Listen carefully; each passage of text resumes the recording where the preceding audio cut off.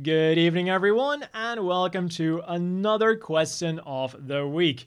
This time asked by Area 7 Pro. Question: who really manufactured the Gundam Mk.II? Technically, it was made by the Titans, but the master grade and real grade kits of the AUG variant have Anaheim Electronics markings on them. Did Anaheim Electronics simply take credit after the AUG stole the 3 Gundam Mk.II units? And there's 3 answers that I came up with for this question. One purely anime answer, which makes Anaheim Electronics look ever so slightly bad. Shocker, I know. One answer with some speculation based on the anime where Anaheim is somewhat justified. And then the third answer is speculation based on what we will call the expanded universe, where Anaheim is actually completely in the right. So let's go over what we know from the anime and the source material surrounding it.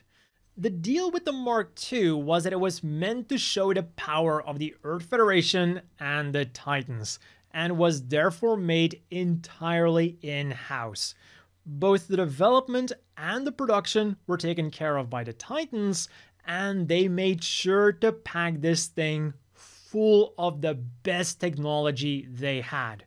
The only weakness that it had was its older and weaker armor, which is actually not that big of a problem if you just don't get hit, especially in a war where mostly everyone is using beam weapons anyways, which would have been a one-hit kill regardless. And in Advance of Zeta, you can even see how they slowly go from the Mk.II to the Gundam Mk.II, with things like the Tri-Booster backpack forming the basis of the movable frame technology and the Mk.II's backpack.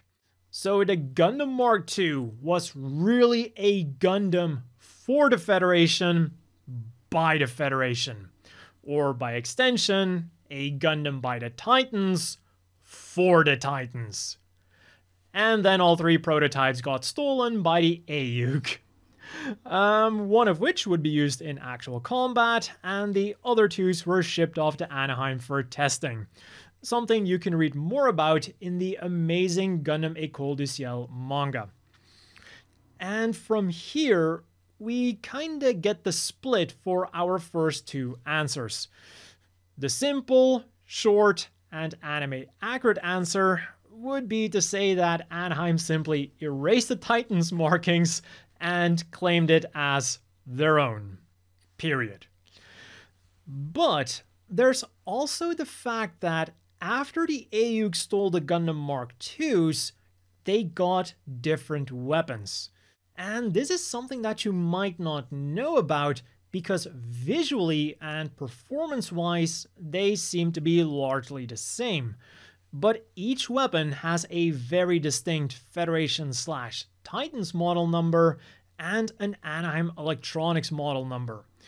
So you can decide for yourself if Anaheim, again, simply copied the thing verbatim and then slapped their own model number on it, or if after that aforementioned testing, they noticed some problems or otherwise things that they could improve on, and then made slightly better versions, hence their own model number. And we can then extend this to the body of the Mk.II as well.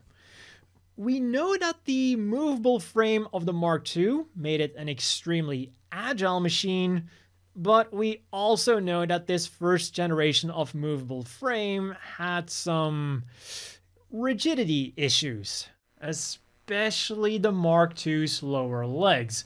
So again, this could be a sign of upgrades done by Anaheim. But whatever you think about that, we now get to a personal theory that I've had for quite some years now. So, in Advance of Zeta, we can see that the Gundam Mk.II gets developed from the Mk.II. But what if this wasn't the full story? Because we also have this machine that is known as the Prototype Gundam Mark II, which, as the name indicates, is a prototype version of the Gundam Mark II. But there were a few things about this machine that really stood out to me. The machine itself looks like a combination of the final Gundam Mark II, the Mk.II, and the GP series of Gundams. And on top of that, it was said that its development was so extremely expensive that with that money, several Pegasus-class ships could have been built. And this is what really got me to put on my conspiracy hat.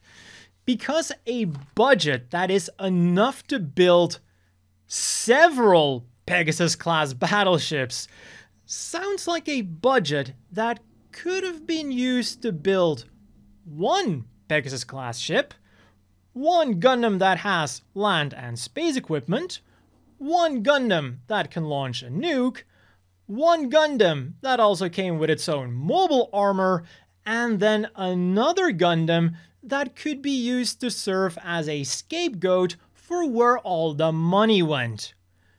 Wake up, sheeple! There is no way they spent the budget for several battleships on this single Gundam Mark II prototype. Prove me wrong. It's so obvious. After the GP series was struck from the records, the Titans simply acquired all of this data, and then made this single prototype version as a cover-up. And then they magically developed it into the so much cheaper final Gundam Mark II. Convenient, I might add. So with this course of events, the roots of the Gundam Mark II can actually be traced back to the GP series made by Anaheim. So you could say that Anaheim was actually just like taking back what was theirs by putting their name on the Gundam Mark II. So let me know what you think is really going on here. And if you have any questions you want me to answer in a future video, with or without a conspiracy hat, you can leave those down as well.